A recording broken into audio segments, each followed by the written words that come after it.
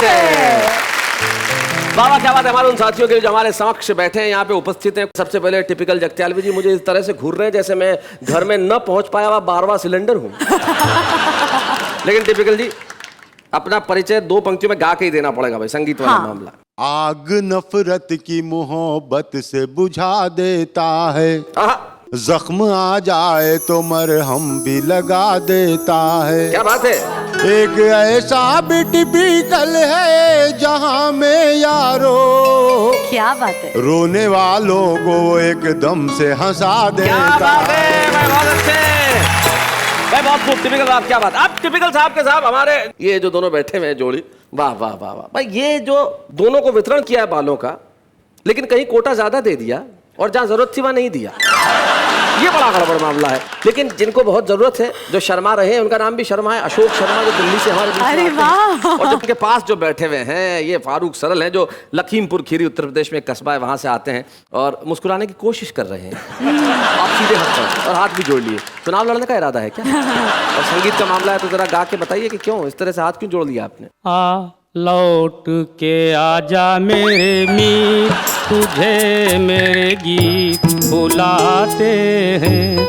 मेरा सूना पड़ा रे संगीत, तुझे मेरे गीत बुलाते हैं। लौट के आजा मेरे मीत। आप ऐसे बोल रहे थे जैसे किसी के घर के जाके कर आ दे दो रोटी मुझको, तुझे मेरे। भाई बहुत बढ़िया, बहुत अच्छे बहुत अच्छे। तो फारूक सरल, अशोक शर्मा और टिपिकल जगत्यालवी जी, आप तीनों यहाँ बैठे हैं, तो आप डिसाइड कीजिए आप तीनों में से सबसे पहले कविता पढ़ने कौन आएगा, बताइए। अच्छा अशोक जी, आप क्यों नहीं आना चाहते, अब ये बताइए। मैं देखना चाहता हूँ पहला चावल कितना पकता है। उसके बाद अपनी दाल गलेगी कि नहीं गलेगी। अपनी दाल गला लेंगे। क्या बात है भाई अशोक शर्मा जी, आप भारत की राजधानी से आए, पता चलता है आप उस शहर से आए जहाँ पे संसद है, बड़े चालाक है आप। आइए हम बुलाते हैं टिपिकल जगत्याली को जोरदार तालियों के साथ।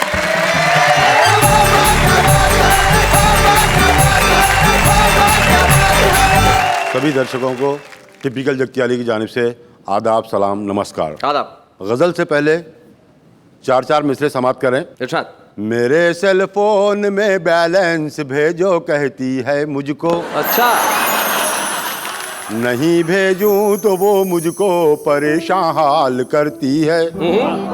मुझे उल्लू बनाती है मेरी माशूक रोजाना, मेरा बैलेंस लेके दूसरे को कॉल करती है। एक 4 मिसरे और समाप्त कर लें। जी जी इरशाद। मेरी सब जेब खाली करके कहती हो मुझे गुड बाय। Good bye. मेरी सब जेब खाली करके कहती हो मुझे गुड बाय। मेरे संग आज ही आना, यूं ही फिर कल नहीं कहना। ज़बां से आपके अच्छा नहीं लगता है ये जुमला। टिपिकल हूँ तुम्हारा मैं, मुझे अंकल नहीं कहना। 4 मिसरे और समाप्त करें। सख्त मुश्किल में पड़ गया यारो, सख्त मुश्किल में पड़ गया यारो, साथ रहता है छोकरा उसका। सख्त मुश्किल में पड़ गया यारो, साथ रहता है छोकरा उसका। वो बनी मेरी तीसरी बीवी, मैं भी शौहर हूँ दूसरा उसका। क्या बात है, बहुत अच्छे, क्या बात है, बहुत बढ़िया। एक मुकम्मिल गजल समाप्त कर ले। जी इरशाद। बीमार हो गया हूँ मोहब्बत में हार के। अच्छा। बीमार हो गया हूँ मोहब्बत में हार के, पीटा पुलिस वालों ने कपड़े उतार के। कर्जों में मुब्तला है मगर शान देखिए। मतलब उधार खूब लिए हुए हैं, कर्जों में मुब्तला है मगर शान देखिए। कर्जों में मुब्तला है मगर शान देखिए। फिरते हैं सूट बूट में वो भी उधार के। और जाती हो क्यों बुढ़ापे में तुम ब्यूटी पार्लर। ये इधर इधर, ये शेर। जाती हो क्यों बुढ़ापे में तुम ब्यूटी पार्लर, आते नहीं पलट के वो दिन फिर बाहर के। और शेर मुलाजा करें कि तनख्वाह अगर नहीं दिए बीवी के हाथ में, तनख्वाह अगर नहीं दिए बीवी के हाथ में, घर से निकाल देगी वो बेलन से मार के। और मक्का समाप्त करें कि बिच्छू के डंक जैसे हैं अशार सब मेरे। वाह, अशार शेर जी जो कहते हैं गजल में जो कहे जाते हैं अशार। बिच्छू के डंक जैसे हैं अशार सब मेरे, क्यों छेड़ते हो मुझको टिपिकल पुकार के।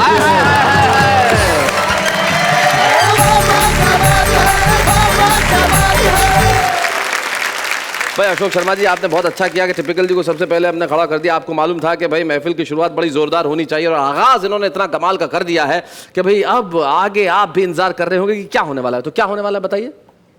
और आगे धमाल होने वाला है। ठीक था, क्या बोलते हैं? It was very peppy and more, you know, it was very warm feel. Ashok Sharma ji आइए।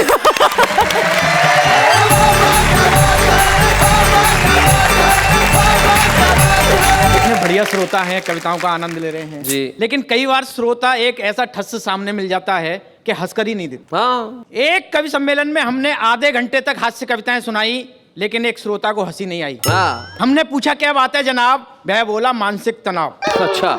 हमने कहा हमसे ज्यादा। सुनते ही उसने सिर धुना और बोला अच्छा पहले तू सुना।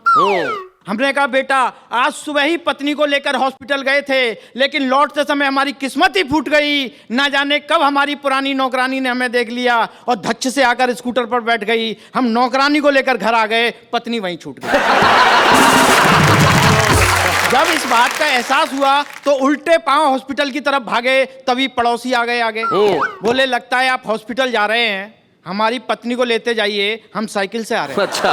अब मन में हड़बड़ी थी। उनकी पत्नी को लेकर जैसे ही हॉस्पिटल पहुंचा, पत्नी दरवाजे पर खड़ी थी। बोली अबे ओ दूसरों की पत्नियों के पत्नी डोहू वाहन। अबे ओ दूसरों की पत्नियों के पत्नी डोहू वाहन, दूसरों की पत्नियों को भी ढोता फिरेगा या अपनी पर भी ध्यान देगा। अब बता बेटा, इससे बड़ी टेंशन है तेरे पास? हाँ। सुनते ही वह हंसा और बोला यार तू भी खूब फंसा। यहाँ तो एक ही को ढोते ढोते ढोते ढोते सर चकरा रहा है और तू तीन तीन को ढोकर आ रहा है।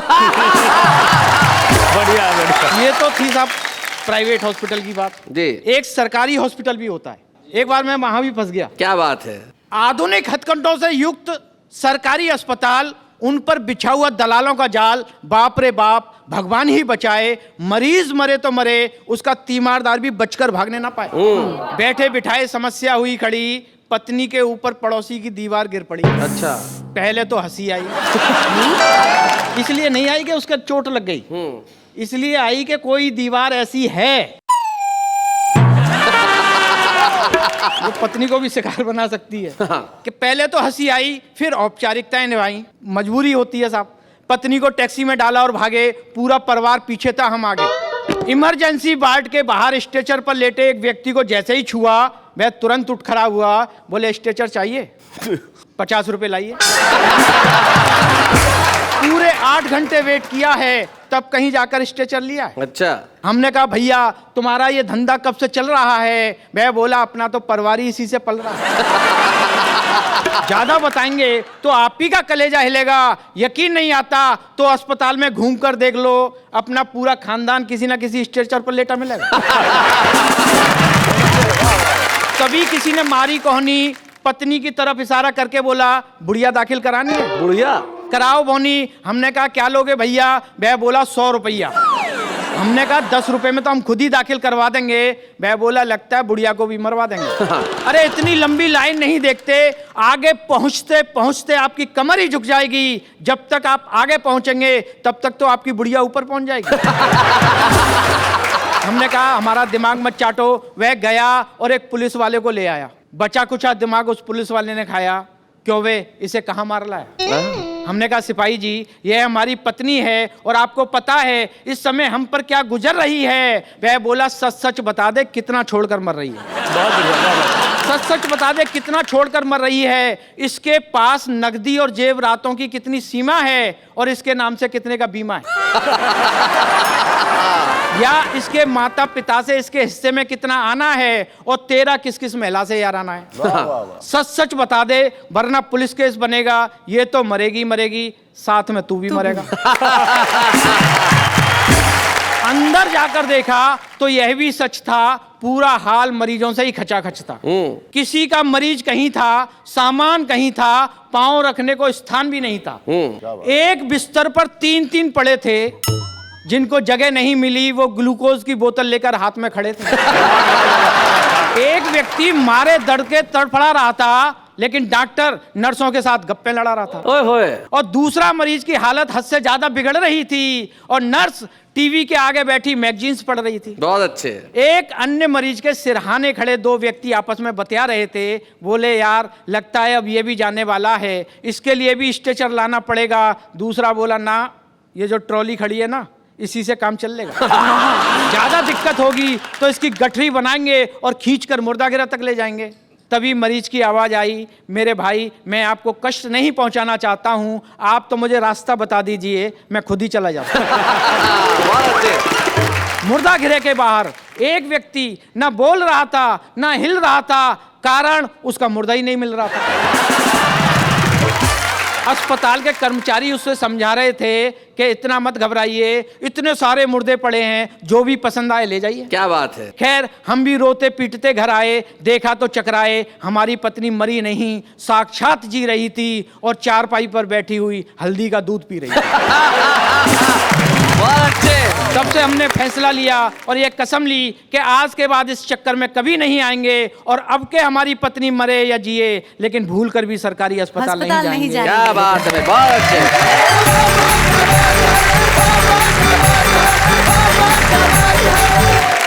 अस्पतालों में कई बार ऐसे किस्से हो जाते हैं, जैसे एक साहब थे ऑपरेशन से बड़ा डरते थे, उनका ऑपरेशन होने वाला था। ऑपरेशन थिएटर के बाहर उनकी बीवी बैठी हुई थी। बोले आप जाओ चिंता मत करो। अब अंदर से दौड़ते, अरे नहीं कराऊंगा, मैं नहीं कराऊंगा। अरे मतलब क्या हुआ क्या? नर्स अंदर बोल रही थी कि डरिए मत, पहले ऑपरेशन में कुछ नहीं होता, डरने की कोई जरूरत नहीं है, आराम से हो जाएगा, चिंता मत कीजिए, सब भगवान ठीक करेगा। तो बीवी बोली ठीक ही तो कह रही थी, इसमें डरने की क्या बात है? बोले मुझसे नहीं, डॉक्टर से कह रही थी। अब अगर हाल ऐसा हो तो क्या किया जाए फारूक साहब? लेकिन जिंदगी में इलाज कराना जरूरी है। क्या है? इलाज कराना तो कराइए, किसी अस्पताल में जाइए और अपना इलाज कराइए, फिर यहाँ पे आइए, क्योंकि यहाँ कविता है, शायरी है, शेर है, सुर है, रदीफ और काफिये हैं, बहरे हैं, गजलें हैं, सुनने हैं, सुनाने वाले हैं, और हम सब अब उनके लिए तालियां बजाने वाले हैं।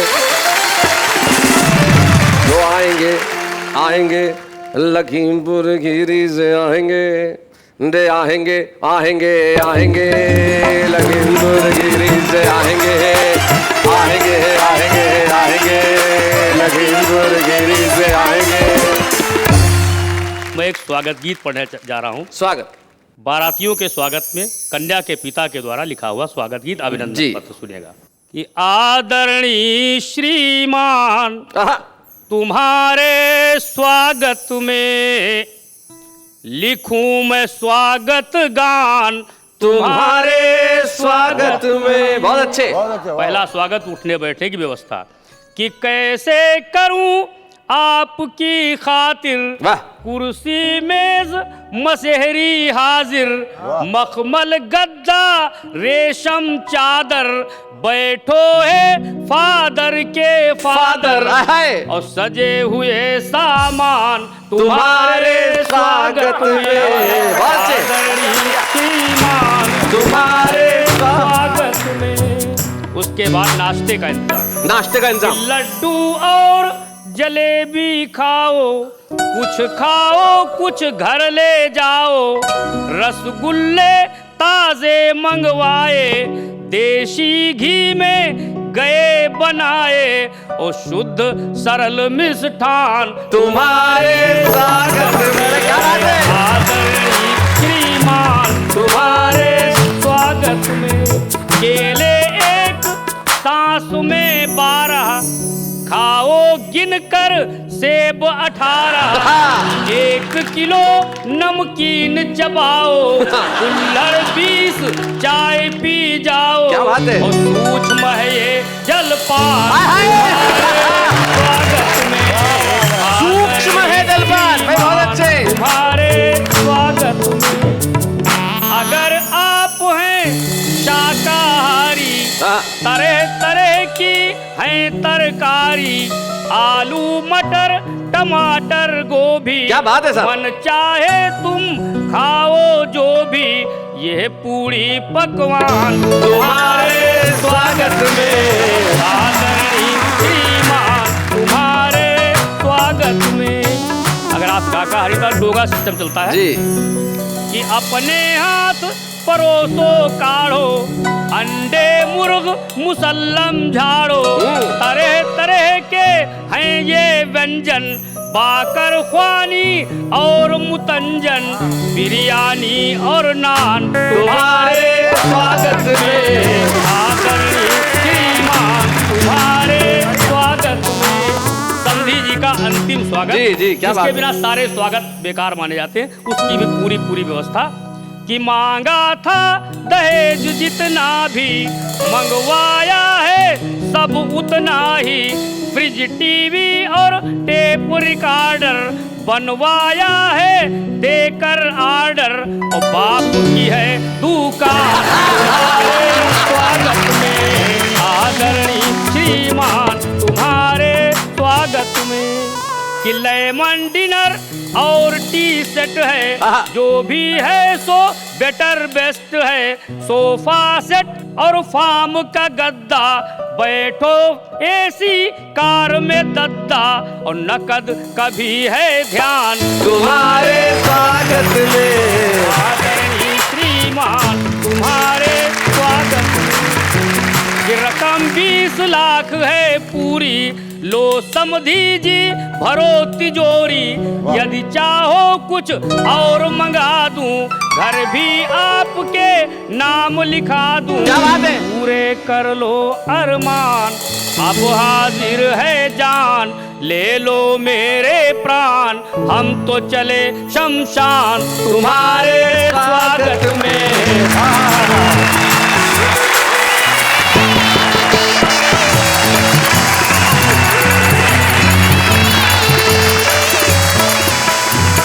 तो क्या छेड़ी है तान हमारे स्वागत में, क्या गाया है गान हमारे स्वागत में, जीत लिए हैं प्राण हमारे स्वागत में। भाई बहुत अच्छे। तो आप सबने खूब सुनाया, सुन के बहुत मजा है आया, सबने मिलके ताली बजाई, हर लब पे मुस्कान है छाई। क्या बात? आगे और हंसी का है इंतजाम तुम्हारे स्वागत में, लेकिन इस वक्त अल्प विराम तुम्हारे स्वागत में।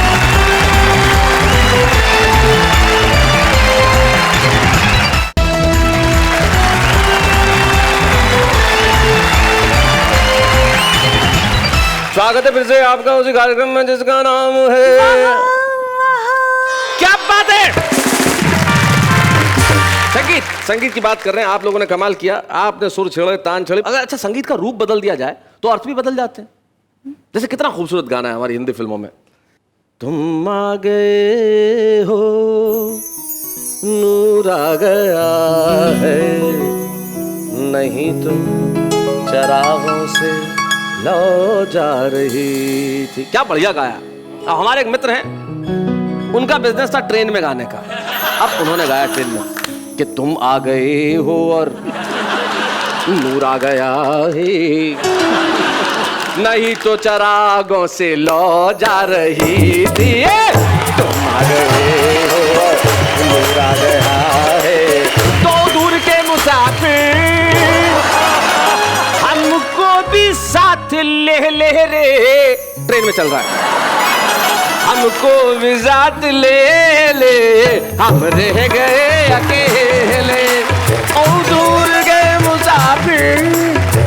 आगे कि सुनी है दिल की राहें और खामोश है निगाहें, और नाकाम हसरतों का उठने लगा जनाजा, चारों तरफ लगे बर्बादियों के मेले रे, हमको भी साथ ले ले।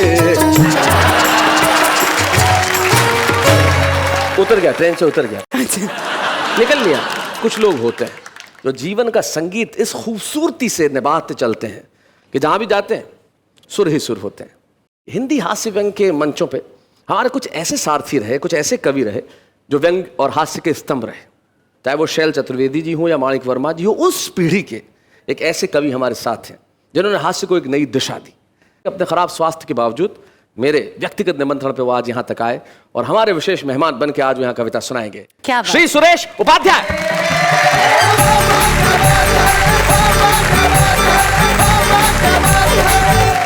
जिस तरह आप यहाँ इस कवि सम्मेलन का आनंद ले रहे हैं, इस तरह से आपने संगीत सम्मेलन भी देखे होंगे, सुने होंगे जी। भोगे होंगे, भागे होंगे। भागे होंगे।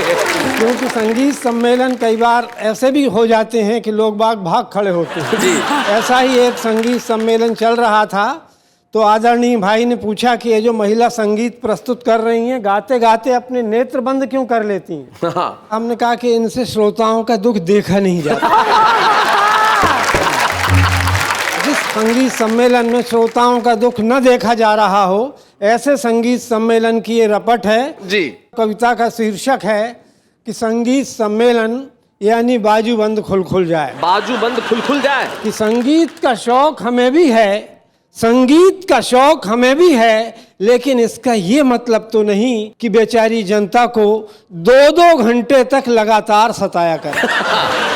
संगीतकारों से हमारा पहला निवेदन है कि वे अपने तबले, तानपुरे और सितार अपने घर से तान कर लाया करें।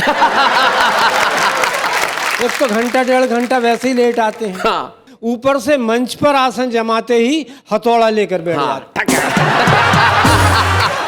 बेरहमों को, गरीब सुनने वालों पर जरा भी रहम नहीं आता। कमबख्त एक ही लाइन को रात रात भर गाते। कोई आदमी शादी करता है, एक बीवी अपने घर लाता है और फिर उसे अपने साथ जिंदगी भर रखता है। ये बात समझ में आती है, हम इसकी तारीफ कर सकते हैं, लेकिन गीत की लाइन कोई बीवी तो है नहीं यार। लेकिन गीत की लाइन कोई बीवी तो है नहीं यार, जो एक बार पकड़ी तो छोड़ी नहीं।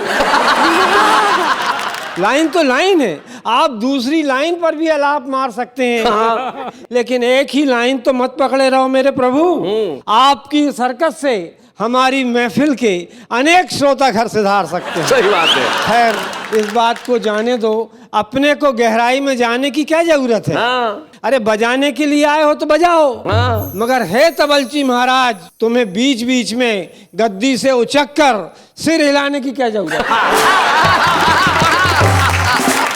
क्या सिर हिलाए बिना काम नहीं चल सकता? जो अपने सिर से घड़ी के पेंडुलम का काम ले रहे हो। बहुत अच्छे। तुम्हारे सिर से अगर किसी बच्चे के झूले की रस्सी बांधी जाए, तुम्हारे सिर से अगर किसी बच्चे के झूले की रस्सी बांधी जाए, तो भगवान कसम शरारती से शरारती मुन्ने को 2 मिनट में नींद जाए। गद्दी से चिपक कर बैठ तो गए हो ऐसे जैसे जिंदगी भर अब तुम्हें कहीं जाना ही नहीं। हाँ। लेकिन अपने तानपुरे की कसम खाकर बताओ, क्या तुम्हारे पास कोई 10-12 लाइनों वाला गाना नहीं है? हम जानते हैं कि तबले और तानपुरे को तान चुकने के बाद आप बंधे हुए बाजूबंद को खोलेंगे। हाँ हाँ हाँ। और गाएंगे बाजूबंद खुल खुल जाए, बाजू बंद खुल खुल जाए। सारी रात बीत जाएगी और आकाश में गुलाल छिड़कता हुआ दिन निकलेगा, मगर तुम्हारा ये बाजूबंद नहीं खुलेगा।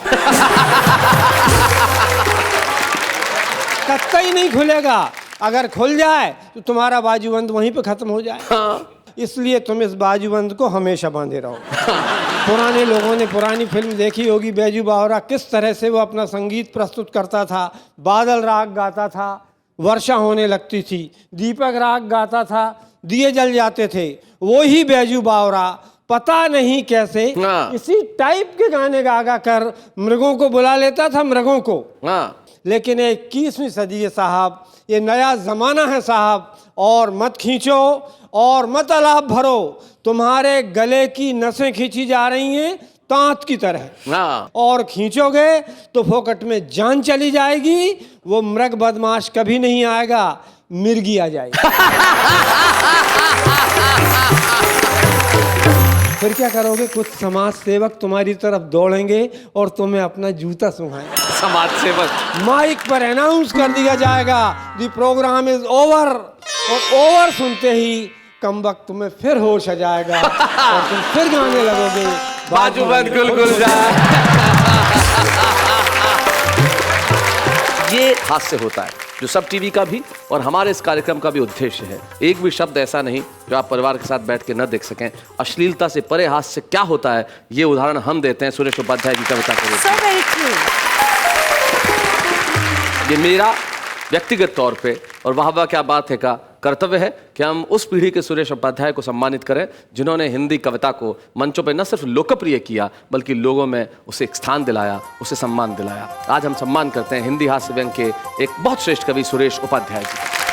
बच्चे हैं या बूढ़े हैं, नर है या नारी है, हंसी देने वालों के सब ही आभारी है। कविता सुनाने वाले अब सबके साथ है। क्या बात है। तो हमें बड़ी खुशी है कि आज इस मंच पे वाह वाह क्या बात है में हमने सुरेश उपाध्याय जी को सम्मानित किया। और आप जानते हैं कि जब हम किसी कवि को यहाँ सम्मानित करते हैं उनके परिवार का कोई सदस्य उपस्थित रहता है, और सुरेश जी के साथ आशा भाभी यहाँ उपस्थित है। तो मैं श्रीमती आशा उपाध्याय से अनुरोध करूंगा कि वो मंच तक आएं। आशा भाभी, स्वागत है आपका। धन्यवाद। कितने वर्ष हो गए विवाह को? 41वां साल चल रहा है। 41वां, 41, ओ वाओ। तो 41 वर्षों का आपका सुरेश उपाध्याय जी का साथ, अगर एक पंक्ति में आपको कहना है तो क्या कहेंगी? मैं कहूँगी 95% तो इतनी खुशियाँ हैं कि शायद मैं बता ही नहीं सकती, उनको किताबों में ही लिख पाऊंगी। और 5% तकलीफ रही, क्योंकि कवि सम्मेलनों के माध्यम से ये पूरे देश में महीने में 25 दिन बाहर रहते थे जी, तो इंतजार में और बच्चों को पालने में मेरा समय निकल गया। कभी 25 दिन पति घर से बाहर रहे तो कभी कोई इनसिक्योरिटी नहीं होती थी कि आसपास कोई महिला? ना, शादी के तुरंत बाद ही इन्होंने मुझे घुमाना जो शुरू किया, तो मेरा हनीमून अभी 62 साल में भी चल रहा है। देखिए खड़ी हूँ आपके सामने। क्या बात है भाई, वाह वाह वाह। पूरे देश का देशाटन करवाया, और खुशियों का तो मैं अभिव्यक्ति नहीं है मेरे पास शब्दों में। आशा भाभी, आप खुद बहुत अच्छा लिखती हैं, बहुत अच्छा गाती हैं। हाँ, मैं लिखती तो हूँ। आपको कुछ 2 पंक्तियां कहनी हो तो आप क्या कहेंगी? तो ये छोटी सी एक गजल है। एक ऐसे नशे ने छुआ है, मन गुलाबी गुलाबी हुआ है। क्या बात है। देखिएगा सरिस हवा का, गुलमोहर तक शराबी हुआ है। क्या बात है। मन गुलाबी गुलाबी हुआ है। एक पूरा का पूरा समंदर एक कश्ती में डूबा हुआ। क्या बात है, वाह वाह वाह वाह। 7 रंगों रंगी चुनरी पर प्यार का रंग हावी। क्या बात है, बहुत अच्छे। 40 वर्ष बाद भी एक भारतीय स्त्री अपने पति के लिए ये कहे कि जीवन के 62वें वर्ष में भी हनीमून चल रहा है, तो इससे बेहतर क्या हो सकता है? यही बेहतर सुख और इस बेहतर सुखद क्षणों की हम कामना करते हैं। लेकिन सोचिएगा कि अभी हम कहीं जा नहीं रहे, हम बस यूं गए यूं आए और कर रहे हैं ऐसा कमाल का धमाल कि आप भी दांतों तले उंगली दबा लेंगे। लेकिन अभी हम उसका नहीं बताएंगे नाम। इस वक्त एक अल्प विराम।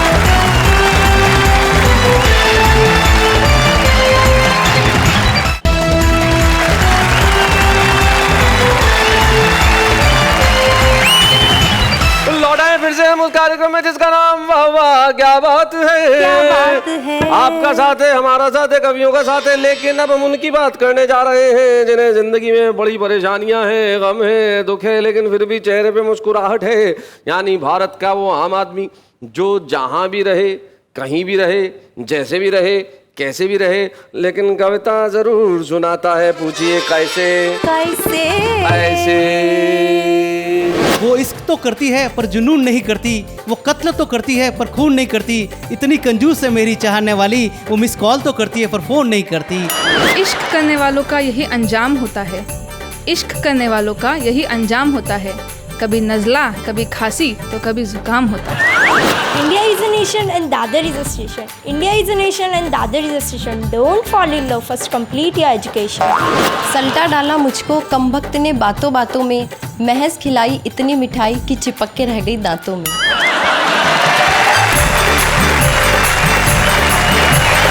तो ये तो भारत के आम आदमी थे जो कविताएं लिखते थे, और आज ये कहीं ना कहीं छुपे हुए हैं, लेकिन कल को इस मंच पे आएंगे और सुनाएंगे कविताएं। लेकिन छुपे से मुझे याद आया कि भाई हमारे छुपे रुस्तम जिन्हें अभी आना है, क्या करना है बताइए?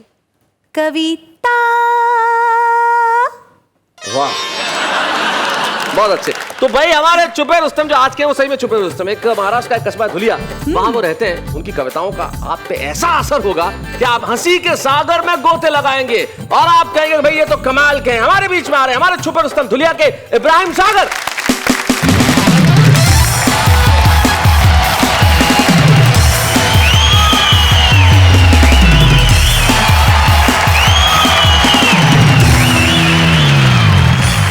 कमाल कर दिया है इब्राहिम, इसलिए कमाल कर दिया कि हमारे शो में कई छुपे रुस्तम आए, लेकिन ऐसी एंट्री किसी की नहीं हुई, और आपने बिल्कुल सार्थक कर दिया, क्योंकि संगीत पे आज हम बात कर रहे हैं, तुमने बिल्कुल रॉक स्टार की तरह एंट्री ली है भाई। क्या बात है इब्राहिम, बहुत अच्छे।